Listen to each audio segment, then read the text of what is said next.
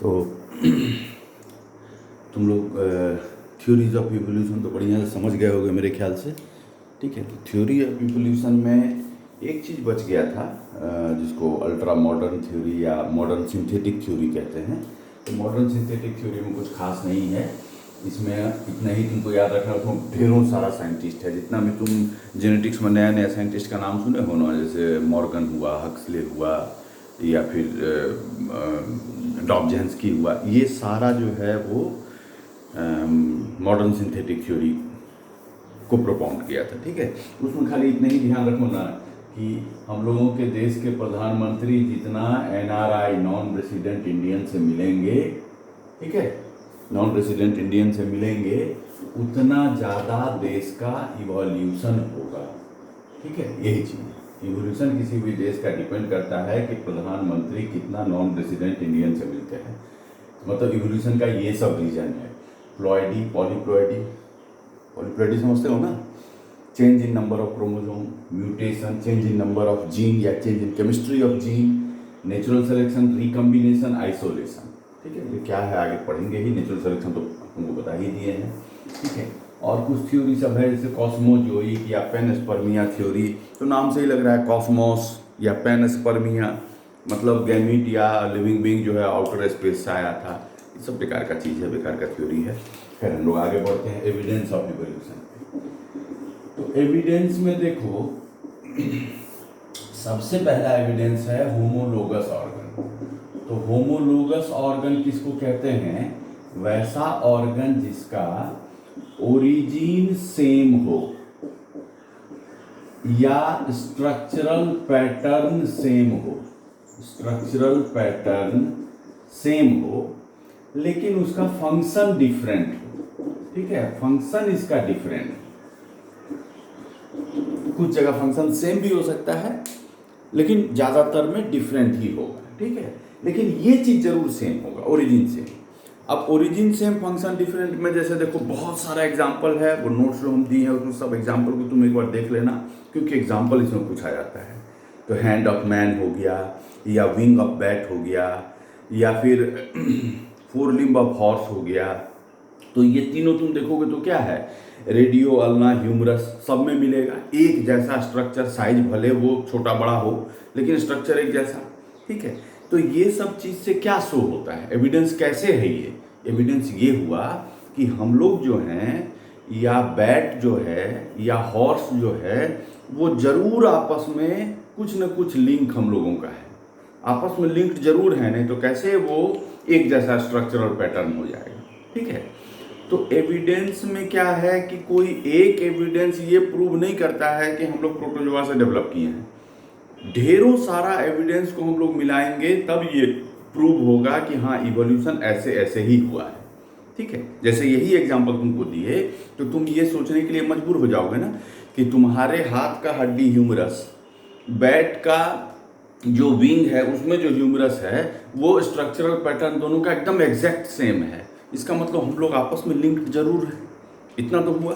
ठीक है, दूसरा है एविडेंस, हम लोगों का सर्कल समझ रहे हो? दूसरा एविडेंस है अच्छा, इसमें एक और चीज तुम थोड़ा देख लेते, जैसे सीरियल होमोलॉजी, इसी में देख लो, जैसे इंसेक्ट वगैरह में जो होता है। ठीक है, तो सीरियल होमोलॉजी में हम लोग क्या लेते हैं, सीरियल होमोलॉजी इसी में देखो। अब जैसे इंसेक्ट है, अब इंसेक्ट में जितना भी इंसेक्ट है सब में तुम माउथ पार्ट देखोगे तो माउथ पार्ट में तुमको यही सब स्ट्रक्चर सुनने को मिलता है, मैक्सिला, मैंडिबल, लेबियम, लेब्रम।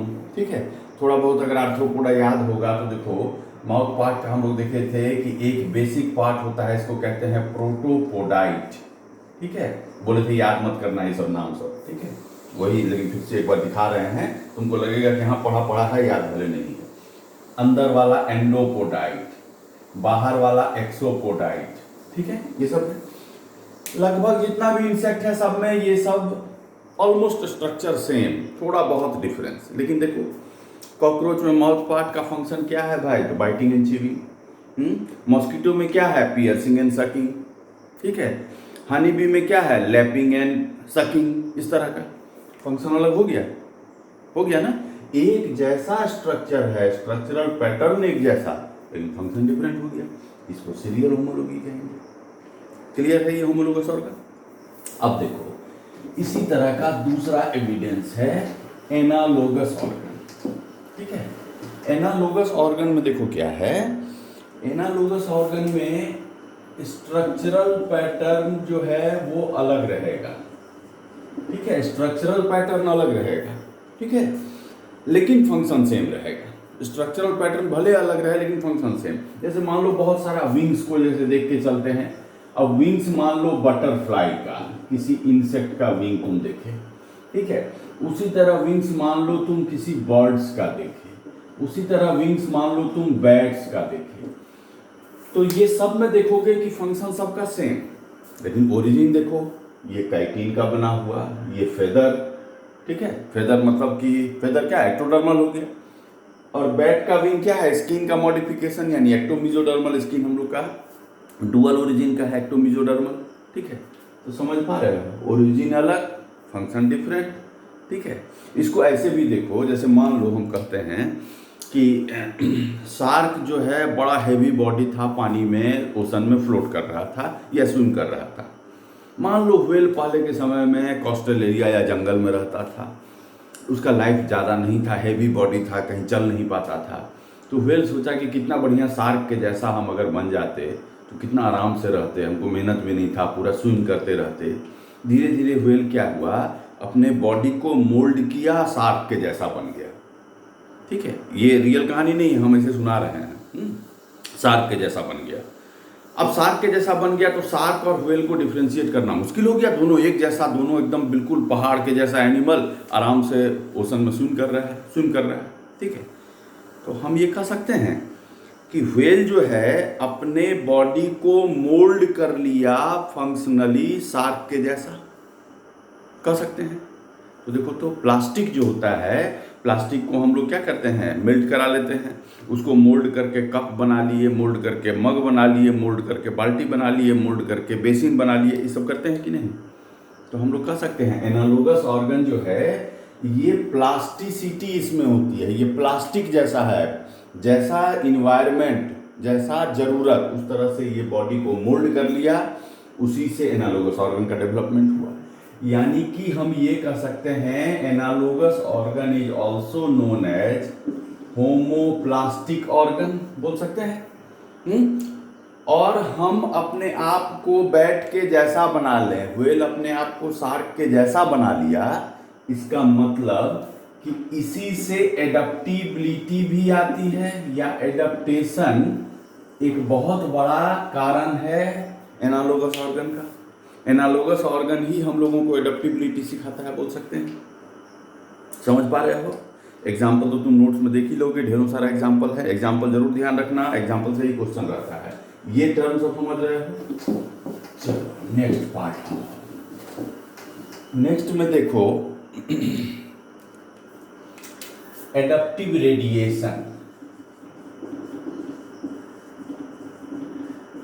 या इसी को कहते हैं डाइवर्जेंट इवोल्यूशन। देखो इसमें जैसे मैमल को एक स्टॉक लेके हम चलते हैं, एक मैमल को एक स्टॉक हम मैमल का ले लिए, ठीक है। ये मैमल में एक मैमल को तुम देखते हो उड़ते हुए, तो उड़ता हुआ एडेप्टेशन को कहते हैं वॉलेंट, यहाँ पे लिख देते हैं बैट, तुम जान ही रहे हो, ठीक है।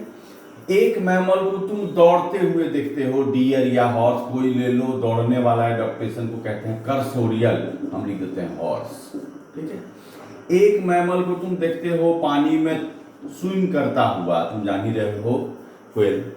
एक मैमल को देखते हो बरो में रहता हुआ, बरो में रहने वाला एडेप्टेशन को कहते हैं फोसोरियल, तुम जान ही रहे हो, रैट वगैरह जो भी मोल्ड वगैरह है। और एक मैमल को तुम देख रहे हो दिमाग से पैदल, मतलब ये पैदल चलने वाला, जैसे वूमैन लिख देते हैं।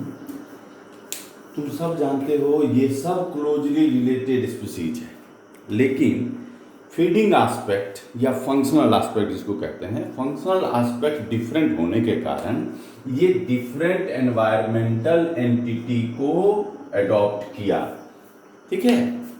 तो उसको कहते हैं एडप्टिव रेडिएशन, ठीक है। When a small group of animal closely related to each other, having different functional aspect and adopt different environmental entity is called adaptive radiation. समझ रहे हो उसको? इसमें कोई दिक्कत नहीं है, समझ पा रहे हो ना?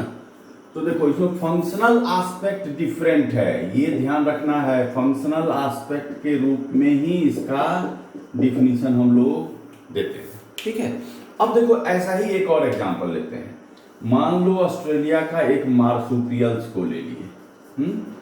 अब ये मार्सुपियल्स में ढेरों सारा मार्सुपियल है। एक तुम देखते हो कैंगरू है, ये भी कर्सोरियल है, उड़ने वाला, सॉरी दौड़ने वाला हॉर्स के जैसा। एक तो मान लो उड़ने वाला है, तो इसको ले लेते हैं फ्लाइंग फ्लेंजर। उसी तरह तस्मानियन मोल, तस्मानियन रैट, मार्सुपियल मोल, ये सब जो बड़ों में रहता है, ठीक है। और है कोआला बियर, ये भी तुम जानते ही हो, कोआला। ये भी क्या है?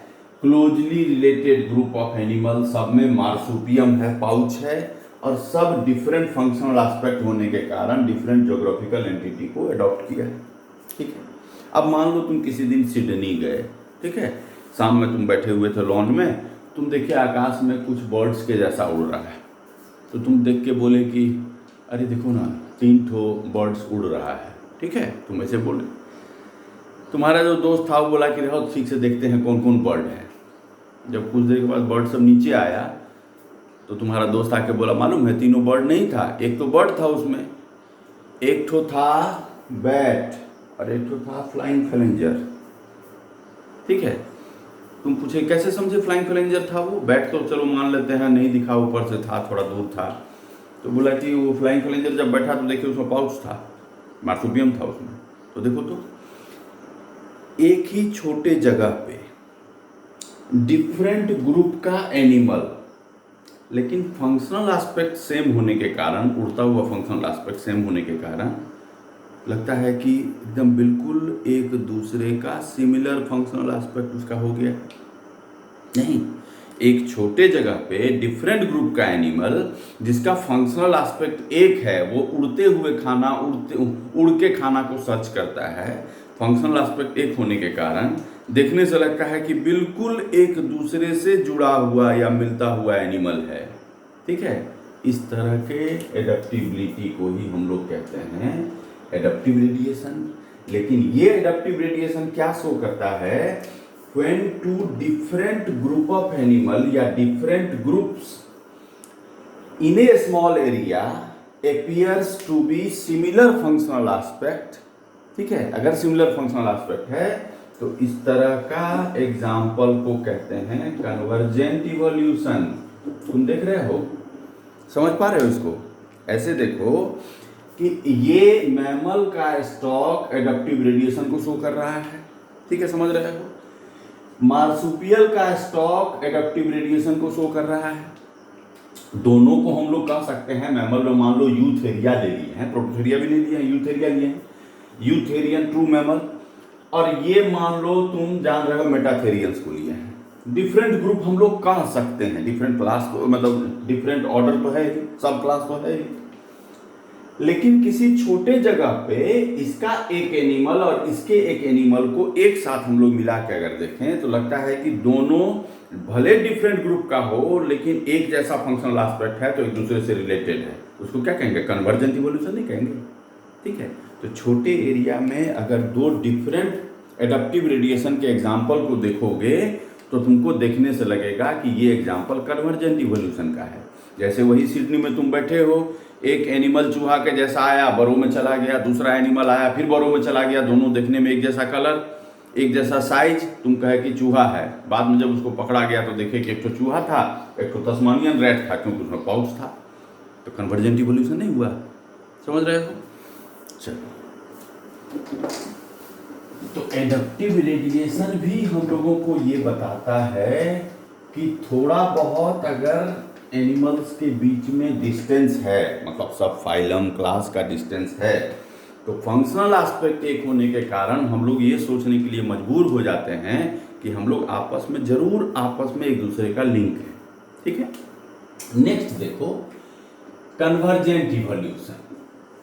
अब कन्वर्जेंट इवोल्यूशन में देखो, जैसे एक एनिमल ले लिए शार्क, तुम जानते हो फिश है, एक एनिमल ले लिए इक्थियोसॉर्स, ये क्या था, पानी में सॉरी रेप्टाइल था, पानी में रहने वाला डायनासोर, ठीक है। एक एनिमल ले लिए व्हेल, ठीक है। अब देखो शार्क और व्हेल को तुम ओशन में देखो दूर से टीवी पे, लगेगा कि दोनों एक ही है, थोड़ा फिन अगर शार्क का ना दिखे लगेगा दोनों राक्षस के जैसा है, तैर रहा है ओशन में, एक ही एनिमल है, ठीक है। दोनों को टीवी में एक तरफ ब्लॉक करके शार्क का मुंह खोल कर रख दें और व्हेल का मुंह खोल कर रख दें, दोनों देखो वो होमोडोंट, दोनों राक्षस के जैसा मुंह इतना बड़ा, डिफ्रेंशिएट करना मुश्किल है, तुम कर भी नहीं सकते हो अगर दिखा दे मुंह खोल के, तो फिन से खाली डिफ्रेंशिएट कर पाओगे।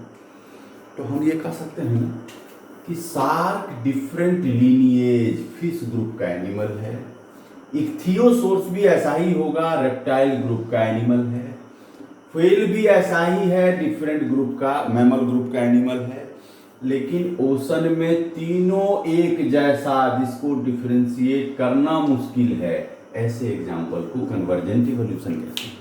When different group of animal having similar functional aspect is called convergent evolution।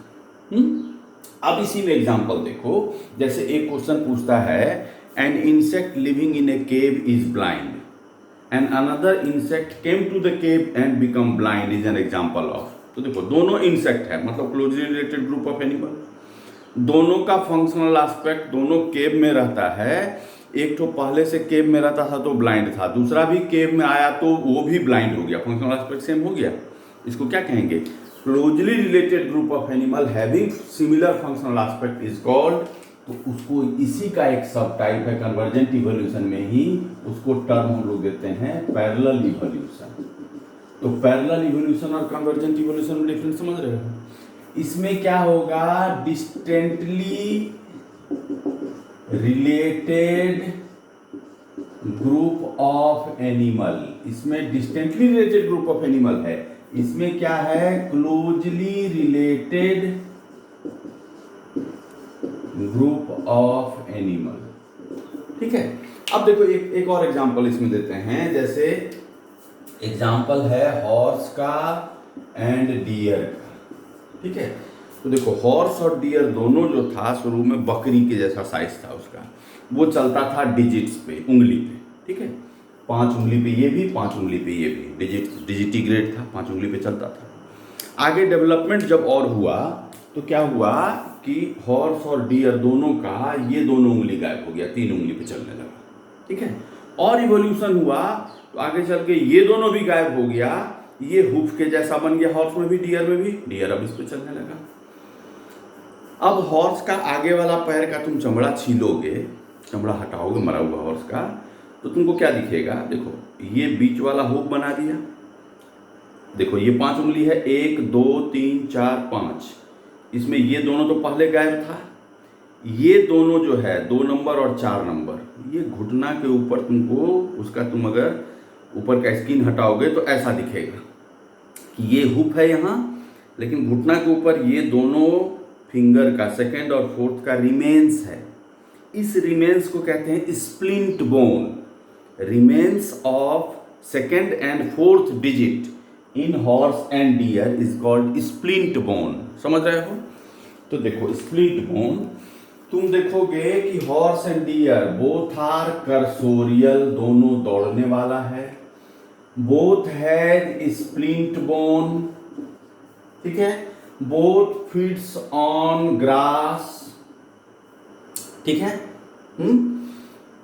ये समझ रहे हो। और closely related group of animal तो है ही, दोनों यूथेरियन है, ये भी तुम जान रहे हो।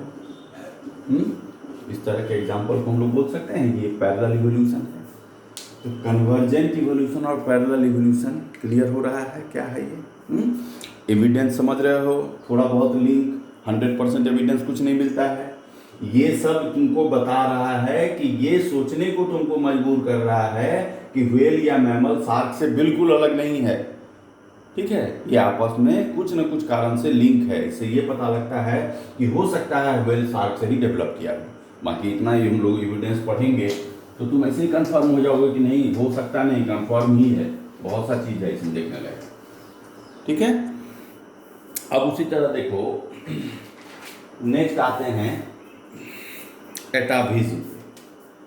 एटाविज्म क्या हुआ? Reappearance of ancestral character. किसी एनिमल में अगर एंसेस्ट्रल कैरेक्टर रीअपियर हो गया तो ये भी एक बहुत बड़ा एविडेंस है इवोल्यूशन का। क्यों? तो एंसेस्ट्रल कैरेक्टर रीअपियर हो गया मतलब हम लोग उस एंसेस्टर से मिलते जुलते हैं, वही एंसेस्टर से हम लोग का इवोल्यूशन हुआ है, कह सकते हैं ना। जैसे मान लो देखो, अब हम लोगों में जितना भी तुम कॉर्डेट या वर्टिब्रेट पढ़ते हो उसमें फेरेंजियल गिल स्लिट्स है, ठीक है। अब फेरेंजियल गिल स्लिट्स हम लोगों में क्या होता है कि 3 वीक का जब फीटस ह्यूमन फीटस होता है तो फेरेंजियल गिल स्लिट्स भर जाता है। लेकिन किसी किसी में, करोड़ों में, बिलियंस में, किसी एक बच्चे में ऐसा क्या होता है, यहाँ पे होल मिलेगा, मतलब फेरेंजियल गिल स्लिट्स पूरी तरह नहीं भरा। किसी किसी में यहाँ पे होल मिलेगा, किसी किसी में यहाँ पे होल मिलता है, वो सब फेरेंजियल गिल स्लिट्स ही है। वो गिल स्लिट्स पूरी तरह से नहीं भरा, मतलब हम कह सकते हैं ये डिफॉर्म्ड एम्ब्रायोलॉजिकल डेवलपमेंट है, बोल सकते हैं डिफॉर्म्ड एम्ब्रायोलॉजिकल डेवलपमेंट है। तो वो गिल स्लिट्स नहीं भरा डिफॉर्म्ड एम्ब्रायोलॉजिकल एविडेंस से, लेकिन ये हम लोगों को ये बता गया ना कि हम लोग जरूर फिश से रिलेटेड हैं, फिश में भी गिल्स था, हम लोगों में भी गिल स्लिट्स के जैसा रीअपियर हुआ, ठीक है। इसी को कहते हैं सर्विकल फिस्टुला। उसी तरह और देखो कुछ, जैसे मैमल का कैरेक्टरिस्टिक है हेटेरोडोंट डेंटिशन, लेकिन व्हेल में देखो तो होमोडोंट डेंटिशन। ये बता रहा है ना कि हम लोग फिश के ही एंसेस्टर, मतलब हम लोग का एंसेस्टर फिश है। आयरिश डॉगमैन, आयरलैंड में एक फैमिली है, उसके बॉडी में हमेशा उसके पूरे फैमिली क्लेन में लंबा लंबा हेयर है, जैसे ये बता रहा हो कि हम लोग गोरिल्ला का ही डिसेंडेंट हैं। उसी तरह से इनगुइनल निपल, रसिया में एक फैमिली है जिसमें 3 पेयर निपल है, जबकि हम लोगों में क्या होता है 2 पेयर निपल है मैमल्स में, उसमें सॉरी ह्यूमन में। अब वो आयरिश क्या कहते हैं इनगुइनल निपल जो रशियन फैमिली है उसमें 3 पेयर निपल्स है, मेल फीमेल सब में। तो ये चीज़ शो करता है कि हम लोग बाकी जो मैमल्स है या बाकी जो ग्रुप है फिश वगैरह उससे डायरेक्टली रिलेटेड है। समझ रहे हो इसको? अब जैसे मान लो देखो, ये चीज़ हो सकता है कि प्रोटोजोआ से डेवलप होते होते मोस्ट इवॉल्व हुआ तो ह्यूमन बना। देखना ना, ह्यूमन आगे चल के डेवलप करके इवॉल्व करके सांप बन जाएगा, ऐसा होगा? नहीं होगा। मतलब इवोल्यूशन रिवर्ट नहीं होता है, रिवर्सेबल नहीं है। लेकिन एटाविज्म का जो कैरेक्टर हम तुमको बोल रहे हैं कि हम लोगों में गिल स्लिट्स आ गया, ठीक है, हम लोगों में लंबा लंबा हेयर आ गया चिंपैंजी जैसा, ये तुमको बताता नहीं है कि इवोल्यूशन रिवर्स भी होता है ना, ये तुमको बता रहा है ना। तो देखो, इवोल्यूशन इज इरिवर्सेबल, ये तो तुम जान रहे हो कि ऐसा ही होता है, इरिवर्सेबल। इसको, ये थ्योरी को दिया था डॉलोज नाम के साइंटिस्ट ने, इसलिए इसको डॉलोज लॉ कहते हैं। Evolution is irreversible. Atavism produce challenge towards Dollo's law. नहीं, एटाविज्म ये बताता है कि नहीं, देखो इवोल्यूशन कुछ सेंस में रिवर्स भी होता है, ये बता रहा है ना। एटाविज्म समझ रहे हो? मान लो किसी में, अब तुम देखते हो कि वो वर्मीफॉर्म अपेंडिक्स है, वेस्टिजियल ऑर्गन है, ये बता रहा है वर्मीफॉर्म अपेंडिक्स ये बताता है कि हम लोगों का पूर्वज में वर्मीफॉर्म अपेंडिक्स में सेलुलोज का डाइजेशन होता था, वो हम लोग में अभी भी है। एटाविज्म और वेस्टिजियल ऑर्गन में क्या डिफरेंस? वेस्टिजियल ऑर्गन क्या है कि वेस्टिजियल ऑर्गन सभी में पाया जाता है, पहले क्या काम था नहीं काम था वो तो है ही, लेकिन यूनिफॉर्मली सब में पाया जाता है। हम लोगों में थर्ड आईलिड है, काम नहीं है फिर भी है, लेकिन हम लोगों में गिल स्लिट्स है नहीं है, होमोडोंट डेंटिशन है नहीं है, गोरिल्ला जैसा बाल है नहीं है। मतलब एटाविज्म और वेस्टिजियल ऑर्गन में डिफरेंस क्या? Atavism develop due to deformed embryological development. Embryological development में कुछ गड़बड़ी होने के कारण ही एटाविज्म होता है। ये समझ पाए तुम? समझ रहे हो एटाविज्म क्या है? कोई दिक्कत होने से लिख के भेजना, ठीक है। चलो नेक्स्ट क्या बच गया?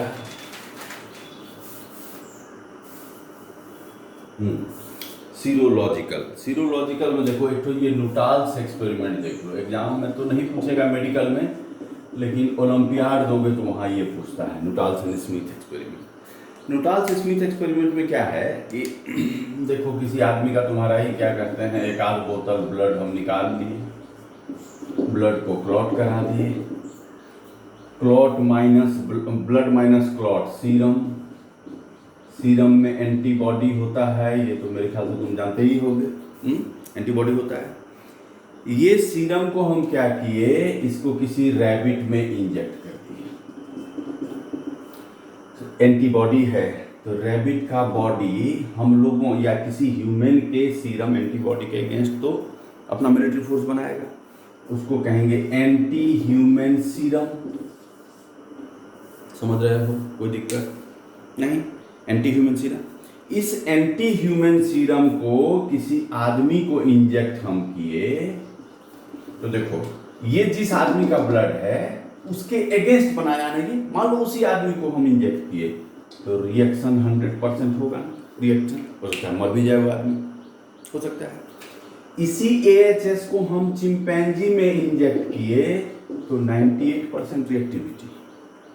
इसी AHS को हम अगर ओल्ड वर्ल्ड मंकी में, सब पढ़ेंगे ओल्ड वर्ल्ड न्यू वर्ल्ड क्या है, ओल्ड वर्ल्ड मंकी में इंजेक्ट किए तो 75% रिएक्टिविटी। आगे हटाओ, इतना से तो समझ रहे हो ना कि हम लोग से काफ़ी क्लोजर चिंपैंजी है, मतलब हम लोगों का इमीडिएट पूर्वज जो है वो चिंपैंजी था, ये समझ रहे हो। अब देखो आगे, और इसमें सीरोलॉजिकल में और भी देखो, ठीक है। इस एक्सपेरिमेंट को ध्यान रखना, ये जनरली जो है वो ओलंपियाड में पूछा जाता है। हीमोग्लोबिन को देखो, हीमोग्लोबिन में 4 चेन है हम लोगों में, 2 अल्फा 2 बीटा। अल्फा में कितना एमिनो एसिड 141 और बीटा में 146 एमिनो एसिड। देखो अल्फा में जितना एमिनो एसिड है 141 या 146 जो भी है, इतना ही होता है चिंपैंजी में, इतना ही होता है गोरिल्ला में।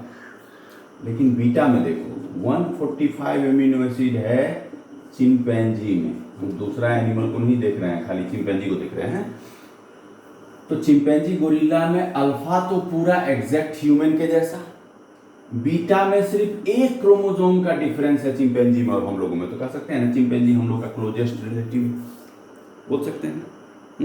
उसी तरह देखो साइटोक्रोम जान रहे हो, साइटोक्रोम C जो है वो 104 एमिनो एसिड का बना हुआ है, इतना ही एमिनो एसिड का वो चिंपैंजी में भी बना हुआ है, ठीक है। उसी तरह देखो चिंपैंजी और हम लोगों में 3rd और 6th क्रोमोसोम का बेंडिंग पैटर्न एकदम सेम है, एकदम सेम, इसको एकदम याद रखना है, ठीक है। बेंडिंग पैटर्न एकदम सेम है। तुम शायद सेल में पढ़े होगे 11th में, जैसे आइडियोग्राम कैरियोटाइप ये सब पढ़ते थे ना, आइडियोग्राम में क्रोमोसोम को घटते हुए या डिक्रीजिंग ऑर्डर में सजाते थे, वो जो फिगर था, उसी तरह का बहुत सारा कैरियोटाइप का टेक्निक है।